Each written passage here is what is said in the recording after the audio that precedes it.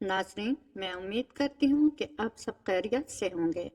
आज की रात शाबान मुअज़्ज़म की 15वीं तारीख की रात है और आज शब बारात की रात है। आज रात की इबादत की बेशुमार फजीलतें और बरकतें हैं। आज रात जो भी इबादत करता है, अल्लाह तबारक व तआला इसकी मग़फ़िरत फरमा देता है, इसकी दुनिया और आखिरत को संवार देता है।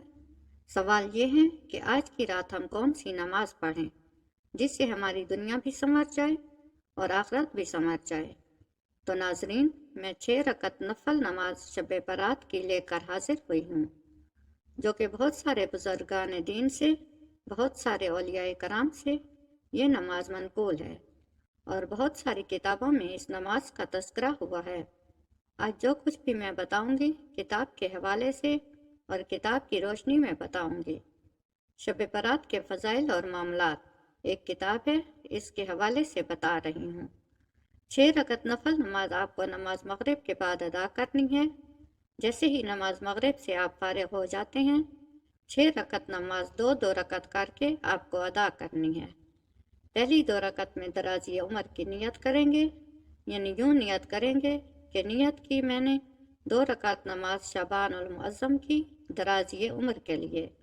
नियत बांध लेंगे, सना पढ़ेंगे, सूरत फातिहा सूरत फातिहा के बाद जो चाहे सूरत पढ़ेंगे। इसके बाद रुकू सुजूद करेंगे, 1 रकत मुकम्मल हो जाएगी।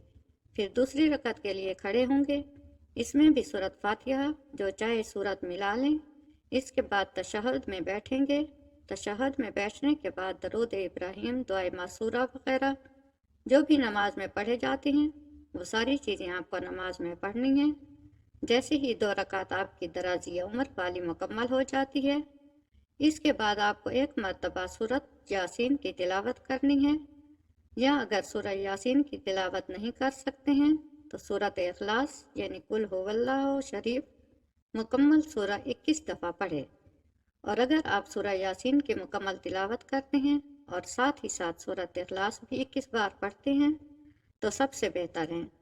जैसे ही इस नमाज से फारिग होते हैं तो शाबानुल मुअज़्ज़म की जो दुआ है, इस दुआ को 1 बार मुकम्मल पढ़ लेना है। इस तरह से आपकी 2 रकत नमाज मुकम्मल हो जाएगी और इसके बाद फिर 2 रकत नमाज वुसअत रिज़्क़ के लिए नियत करेंगे। नियत की मैंने 2 रकत नमाज शाबानुल मुअज़्ज़म की वुसअत रिज़्क़ के लिए, यानी रिज़्क़ में बरकत के लिए। इसमें भी आप नियत बांधेंगे, सना पढ़ेंगे, सूरत फातिहा और सूरत जो मिलाएंगे।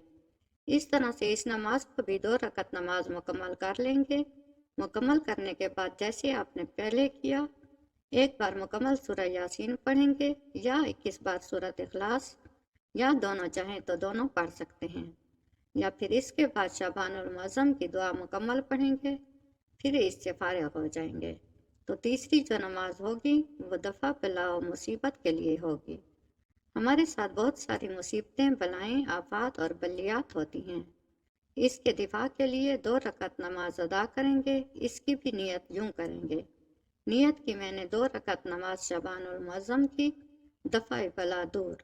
इस नमाज को भी पहले की नमाज की तरह से 2 रकत नमाज पढ़ लेंगे।